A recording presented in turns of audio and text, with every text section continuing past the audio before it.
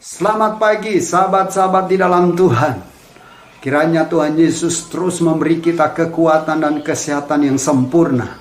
Firman Tuhan dalam Markus pasal yang ke-14 ayat 38a. Berjaga-jaga dan berdoalah supaya kamu jangan jatuh ke dalam pencobaan. Kebenaran ini luar biasa. Firman Tuhan mengingatkan kepada kita juga supaya kita berjaga-jaga dan berdoa supaya tidak jatuh ke dalam pencobaan. Jadi rahasia untuk kita tidak jatuh di dalam pencobaan yang disampaikan oleh penulis kitab Markus ini. Yang pertama, harus berjaga-jaga. Untuk berjaga-jaga butuh disiplin. Untuk berjaga-jaga butuh ketelitian. Untuk berjaga-jaga butuh fisik yang kuat, mental yang luar biasa. Kita juga berjaga-jaga, kita membutuhkan hikmat pengetahuan. Dan ini luar biasa. Ada beberapa kasus yang terjadi zaman beberapa tahun yang lalu. Ada hotel yang kena bom, ada tempat-tempat keramaian kena bom. Kenapa? Karena penjagaannya tidak permanen, tidak kuat, dan kebobolan, jadi terjadi masalah yang besar. Memang untuk berjaga-jaga tidaklah mudah, tetapi firman Tuhan pada pagi ini mengingatkan kepada kita supaya kita harus tetap berjaga-jaga di dalam seluruh kehidupan kita.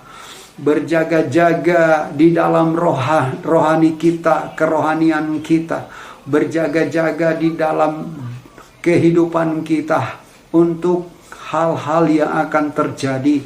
Dan ini penting sekali.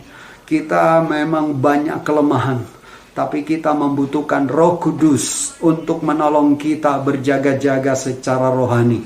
Sehingga kita pada saat Tuhan Yesus datang, kita tidak akan ketinggalan. Kenapa?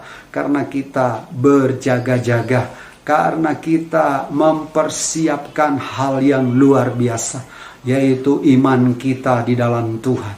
Yang kedua dikatakan selain berjaga-jaga, kita harus berdoa. Doa ini penting sekali supaya kita ini tidak jatuh di dalam pencobaan.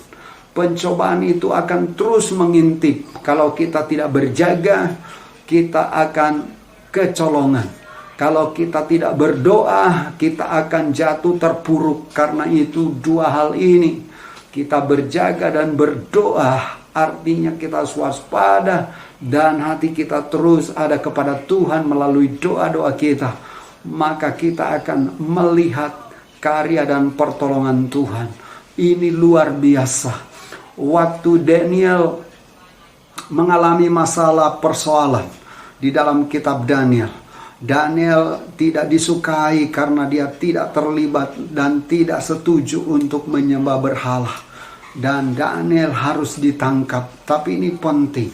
Daniel ini pribadi yang punya disiplin dalam berjaga-jaga dan juga di dalam doanya. Alkitab mengatakan 3 kali sehari Daniel itu berdoa seperti biasa yang dia lakukan. Ini artinya apa? Daniel itu berjaga-jaga secara rohani sehingga dia tidak jatuh. Dan sehingga dia tidak mengikuti apa kata manusia, apa kata pembesar yang bertentangan dengan firman Tuhan. Kemudian Daniel juga adalah pribadi yang suka berdoa. Dia memiliki kehidupan doa yang luar biasa. Jadi dua hal ini penting sekali. Mari sahabat-sahabat dalam Tuhan, kita terus mengambil waktu kita untuk berdoa, untuk mengutarakan seluruh kesulitan hidup kita kepada Tuhan, untuk mengutarakan semua masalah dan masa lalu kita kepada Tuhan, bahkan juga untuk masa depan kita yang kita belum tahu, tetapi kita punya iman bahwa Tuhan akan memberi masa depan yang penuh harapan. Melalui doa kita bisa sampaikan kepada Tuhan kita Yesus Kristus. Karena itu sahabat-sahabat di dalam Tuhan, Mari pakai waktu yang berkualitas untuk kita bisa menghampiri takhta kudusnya Tuhan. Lewat doa kita, lewat pujian dan penyembahan kita. Karena itu mulai hari ini, pakailah hidupmu dan gunakanlah hidupmu dan hidup saya juga untuk terus berjaga dan berdoa supaya kita tidak jatuh di dalam pencobaan. Sahabat-sahabat di dalam Tuhan, kuatkanlah rohmu dan biarlah engkau tidak jatuh dalam bermacam-macam pencobaan, karena Roh Kudus selalu menyertai kehidupan kita. Bapa, hamba berdoa untuk sahabat-sahabat dalam Tuhan dan kami semua, supaya kami terus berjaga-jaga dan terus berdoa supaya kami tidak jatuh dalam pencobaan, tidak jatuh di dalam dosa, tidak jatuh di dalam masalah yang bertentangan dengan kebenaran-Mu. Karena itu Tuhan, urapi kami semua, baharui kami semua, kuatkan kami semua. Di dalam nama Tuhan Yesus kami berdoa dan mengucap syukur. Haleluya. Amin.